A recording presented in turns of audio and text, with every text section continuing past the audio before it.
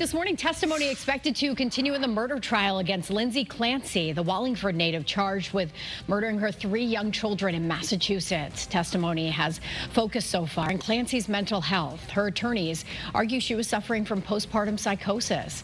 Jurors heard from multiple psychiatrists who treated her for anxiety and depression, including one who saw Clancy the day before her children were killed. That psychiatrist testified that she never showed signs of being a threat to anyone. She was very clearly not psychotic. A reminder here, if you or someone you know is in crisis, free and confidential help available 24/7 by calling or texting 988.